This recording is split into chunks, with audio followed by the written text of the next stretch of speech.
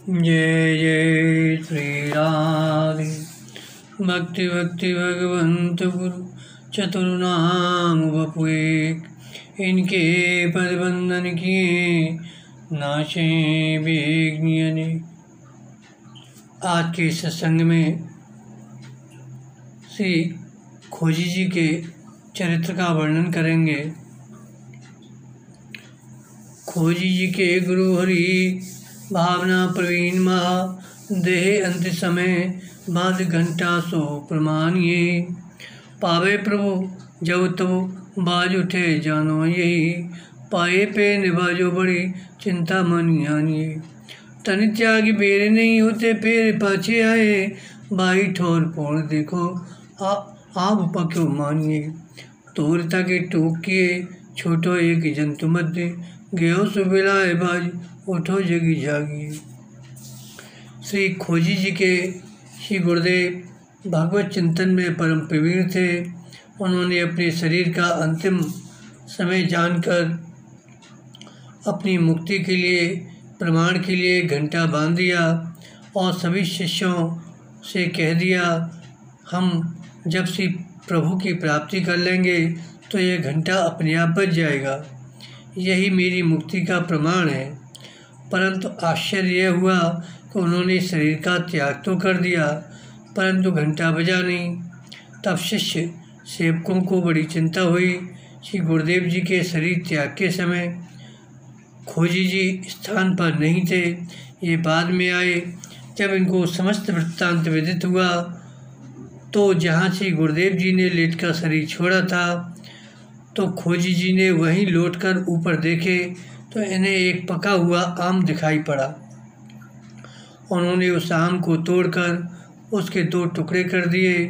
उसमें से एक छोटा सा जंतु निकला। वह जंतु सबके देखते देखते अदृश्य हो गया। घंटा अपने आप बज उठा। सारा संसार इसका साक्षी है। आपका गुरुदेव का दिया हुआ प्रथम नाम चतुरदास जी था। खोजी नाम बाद में पड़ा। यह नाम कैसे पड़ा वह प्रसंग इस प्रकार है। इनके गुरुदेव जी के आश्रम में एक बहुत बड़ा पीपल का वृक्ष था। वृक्ष के नीचे बहारू लगाकर सेवकों ने फल पत्र सकेल कर एक जगह कर दिए। गुरुदेव वहीं लपशंका करने बैठे थे। खोजी जी हाथ पांव की शुद्धि के लिए जल लिए हुए खड़े थे। थोड़ी देर बाद वे लपशंका करके हंसते हुए आए।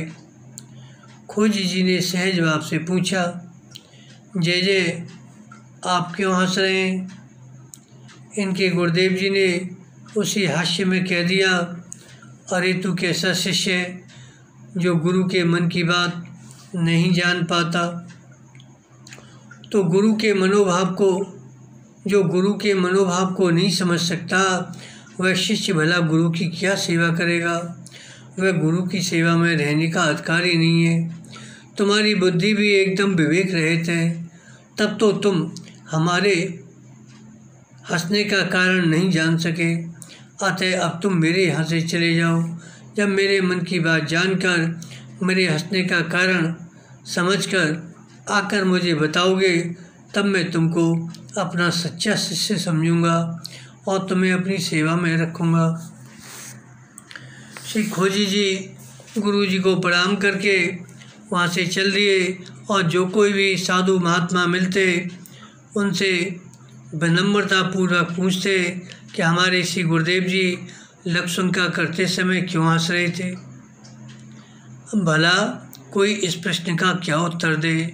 सब लोग कहते, अरे भाई कोई रामायण गीता भागवत का प्रश्न हो तो हम भले बता सकते हैं, परंतु इस प्रश्न का उत्तर तो हमारे पास नहीं है।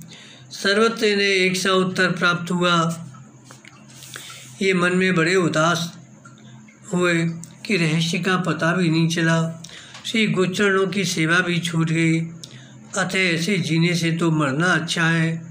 ये विचार कर श्री खोजी जी तन त्याग का संकल्प कर अन्न जल छोड़कर एकमात्र भागवत स्मरण करते हुए एकांत जंगल में जा बैठे। इनकी सच्ची जिज्ञासा एवं प्रबल गुरु भक्ति देखकर श्री कबीरदास जी ने कृपा करके दर्शन दिया और इनके पूछने पर सभी रहस्यों का स्पष्टीकरण किया। श्री कबीरदास जी ने बताया, जब आपके गुरुजी लक्षुंका कर रहे थे तो उन्होंने लक्षुंका की धार में पीपल के फल, बीज आदि को बहते हुए देखा तो वे विचारने लगे, आहा, देखो तो पीपल का वृक्ष तो स्थिर खड़ा है और उसके बीज आदि बहे जा रहे हैं। इस प्रकार ब्रह्म सदा एक रस स्थिर रहता है और जीव अविद्या के वशीभूत होकर संसार में भटकता रहता है। पुनः जब तक फल वृक्ष में लगा रहा तब तक कितने शान सम्मान से रहा, कितना सुंदर लगता था, और वही अब वृक्ष से अलग हो जाने पर मल मूत्र में बह रहा है। इस प्रकार जीव भी जब तक श्री प्रभु के पदार बिंदों में लगा रहता है तब तक तो वह कितना सुंदर और कितना सुखी रहता है, उसे कौन वर्णन कर सकता है। परंतु वही जीव जब भगवान से विमुख होकर भगवान के श्री चरण कमलों से अलग हो जाता है तो गर्भाशय में, तो भव प्रवाह में गर्भाशय के मलमूत्र में बहता रहता है। जैसे बीज में वृक्ष तथा वृक्ष में बीज समाया हुआ है, उसी प्रकार परमात्मा में सब संसार और संसार में परमात्मा ओतप्रोत है। एक साधारण प्रसंग से इतनी महान शिक्षा पाकर आपके गुरुजी हंसे थे। श्री कबीरदास जी के द्वारा रहस्य बोध कर श्री खोजी जी अपने श्री गुरुदेव के पास आए और उपयुक्त बात बताए। तब इनके गुरुजी बड़े प्रसन्न हुए, बोले, तुमने मेरे मन का भाव खोज निकाला, मेरे हंसने का हेतु खोज निकाला। अब तुम तो बहुत बड़े खोजी मालूम पड़ते हो। तभी से इनका यही नाम हो गया, खोजी जी। इन्होंने जैसे पहले खोज की थी वैसे अब भी गुरु जी का शरीर अंत होने पर श्री गुरु जी की आत्मा का भी खोज करके अपने खोजी नाम को चरितार्थ किए। भक्तमाल के टीकाकार प्रियादास जी कहते हैं को उपयुक्त प्रसंग से शिष्य खोजी जी की योग्यता तो मन में अच्छी तरह समझ में आ गई, परंतु इनके श्री गुरुदेव जी भी तो महान भक्त थे, फिर उनकी किंचित न्यूनता क्यों हुई? तो इसका समाधान सुनिए।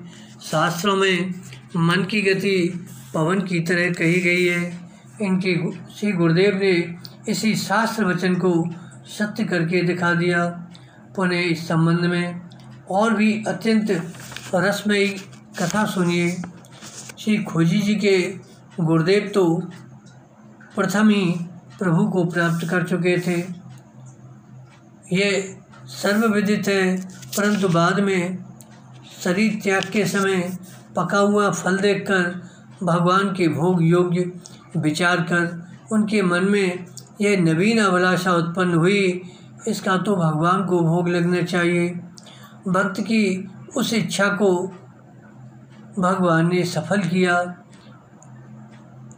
इससे सबके हृदय की व्यथा दूर हो गई। इनके गुरुजी तो जीवन मुक्त संत थे, जीते जी ही मुक्त हो गए थे और शरीर छूटने पर भी सीधे भगवत धाम ही गए। कीट योनि में नहीं, परंतु वहाँ भगवान से मिलन नहीं हुआ, इसलिए कि देह त्याग समय इन्हें बढ़िया पका हुआ आम का फल दिखाई पड़ा, तो अभ्यासवश मानसी में ही प्रभु को भोग लगाए।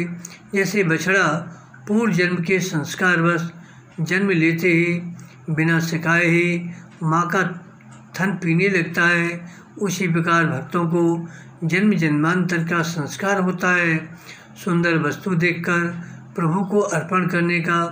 उसी संस्कारवश इनके गुरुदेव जी फल देखे तो प्रभु अर्पण की भावना हुई, परंतु शरीर अशक्त होने के कारण फल को तोड़कर भोग लगाना संभव नहीं था, अतः मन ही मन भोग लगाए।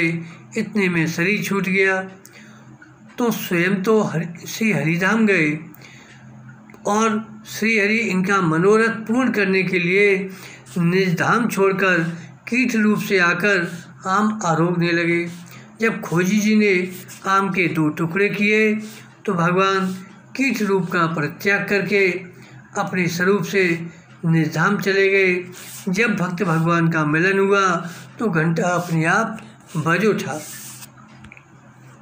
श्री खोजी जी के जीवन की और भी एक घटना प्रसिद्ध है। वह इस प्रकार है कि जन्मजात वैराग्य और अनुरागवान होने के कारण श्री खोजी जी बचपन से ही गृह कार्य से उदासीन रहते और भगवत भजन तथा साधु संग में रमे रहते। इनकी यह रहनी भाइयों को अच्छी नहीं लगती। वे इनसे ईर्ष्या करते थे। वे इनसे ईर्ष्या करते। एक बार गांव में संतों की जमात आई थी। ये रात दिन संतों के सानिध्य में रहकर कथा वार्ता सत्संग में लगे रहते। इसी बीच इनके पिता का देहावसान हो गया। घर से गंगा जी बहुत दूर थी। भाइयों ने कहा, बिना गंगा लाभ के जीव की सद्गति नहीं है, अतः तुम श्री पिताजी के फूलों को ले जाकर श्री गंगा जी में डालाओ, तब पितृ ऋण से मुक्त हो जाओगे। अब वे तो समझते थे कि श्री हरि नाम सदा सुखदाई, जब हरिजन हरि नाम उचारे, आप तरह और अनकु तारे, घूमत भगत नाम मुख बोले, तीर्थ गंगा पाछे डोले। इनका तो ये विश्वास था। भला भक्ति विमुख भाइयों को इन वचनों में सहज विश्वास कब आने लगा। इनके भाई तो समझते थे कि आलस्यवश ये ऐसा कह रहे हैं, अतः उन्होंने बलपूर्वक इन्हें गंगा जी के लिए भेजा। ये संतों को साथ लिए हुए ये संतों के साथ भगवान नाम संकीर्तन करते हुए चल पड़े। पिता के फूल लेकर कुछ ही दूर चलने पर जल से भरे हुए स्वर्ण कलश शीश पर धरे हुए दिव्य देवियों का एक समुदाय चतुर्दास जी के समीप आया। इन्हें प्रणाम कर सभी देवियां पूछने लगी, भक्तवर आप कहाँ जा रहे हैं?